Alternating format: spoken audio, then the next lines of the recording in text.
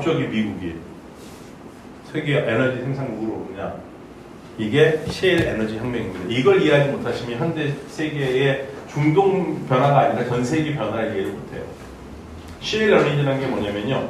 영어 알파벳 A자를 생각해 보십시오. 대문자 A. 석유는요. 지하에 A자 구조에 있어요. 지하에 석유가 있는 구조가 A자 구조예요. 그래서 영어로 멋있게 하면 엔티클라인 스트럭처라고 그러고 그거를 한자로 번역하면 배사 구조라고 그래요. 그래서 이 A자에서 삼각형 부분이 있잖아요. 삼각형 아래 부분은 여기는 암석이거든요. 암석 사이에 석유가 있으니까 암석인데 여기에는 깊이가 2000에서 40m고요.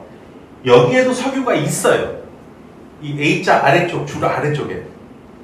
근데 여기 석유는 모여있지 않고 떨어져 있습니다. 그냥 떨어져 있다는 얘기는 뭐냐면 빨대를 꽂아서 빨더라도 나오다 말아요. 근데 깊이가 굉장히 깊어요. 2000에서 40m예요. 돈도 많이 들어요. 석유가 있다는 걸 알고 있지만 석유를 뽑을 생각을 못했던 겁니다.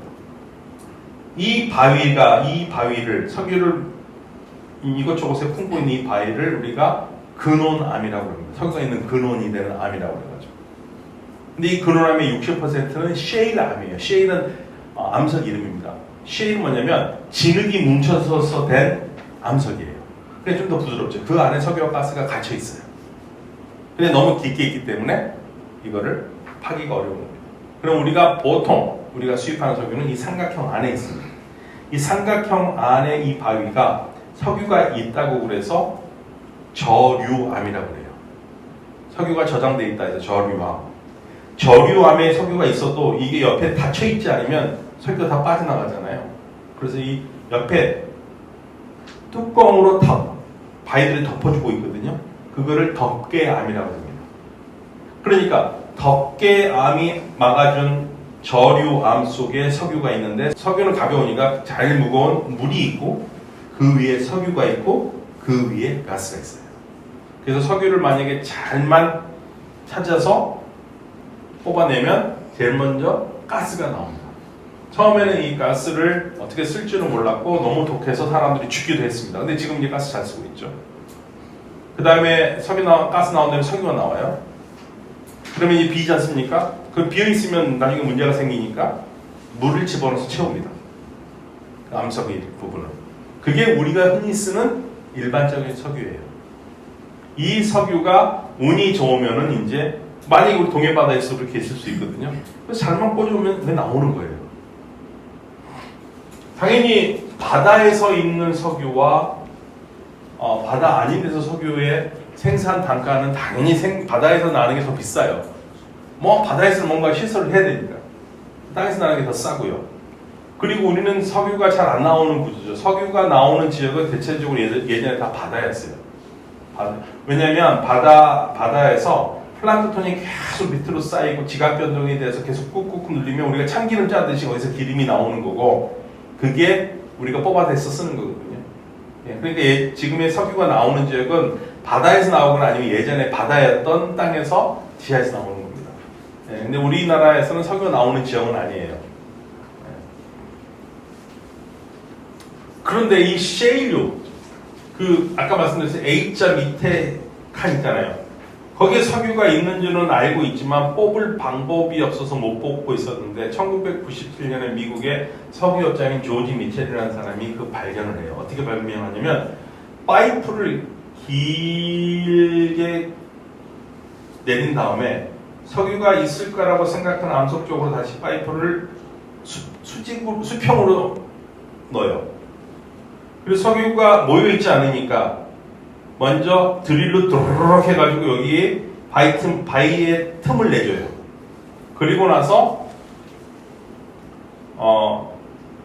물 92에서 98%, 그다음에 강물에 2에서 8%, 그리고 약 0.1%의 화학 물질을 섞어서 위에서부터 강력하게 물을 쏴주면 이게 내려오면서 약간 틈이 생긴 쪽으로 충격이 가면서 바위가 갈라지겠죠?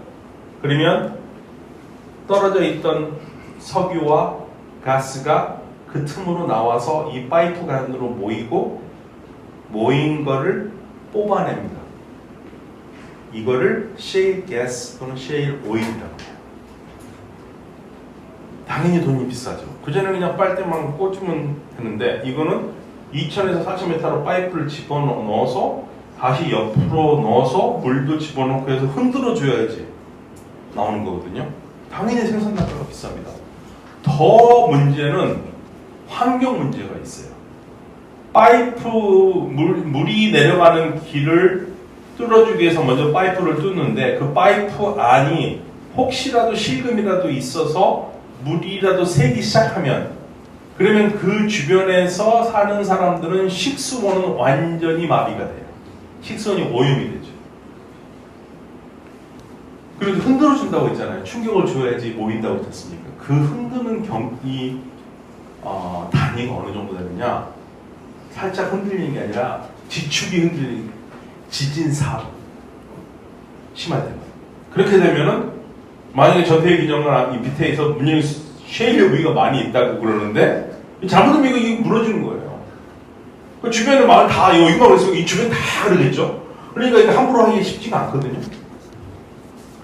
근데 미국은 운이 좋아서 그런지 주로 사람이 안 사는 지역에 넓은 곳에 이 셰일이 많이 있었고 그러니까 무작정 퍼내기 시작했고요. 이건 확인되지 않은 건데 중국의 사천성 대지진이 중국도 이거 한번 뽑아내려다가 잘못해서 셰일 뽑아내려다가 뭐 큰 지진이 났다는 얘기였습니다. 확인 안 되는 거고요. 이거 하려면 일단 물이 많이 필요합니다. 물이 많이 필요하고요. 그래서 이 기술이 있어야 되고 물이 많이 필요한데 이걸 할 수 있는 나라가 별로 없어요. 미국밖에 없습니다. 호주도 굉장히 많아요. 중국도 많은데 이런 조건들 때문에 못하고 있는 겁니다. 그래서 미국이 이걸 뽑아내기 시작합니다. 어마어마하게 뽑아내는 거예요. 그러니까 이제 미국은 여기서 나오는 석유로 이제 더 이상 중동에 크게 의존을 안 해도 될 정도로 2011년 가스 생산 세계 1위, 2015년 석유 수출 금지 풀어주죠. 40년 만에. 2018년에는 사우디아라비아 제치고 세계 최대 석유 생산국이 됩니다. 이제 미국이 들어갈 때 뭐가 있겠습니까? 없죠. 미국은 이제 걱정할 게 없어요. 이걸 이해하셔야지만이 미국을 이해합니다. 다. 셰일 에너지 레볼루션 이해하셨죠? 혁명. 자, 그럼 이제 다시 한번 시계를 1980년대로 돌리겠습니다.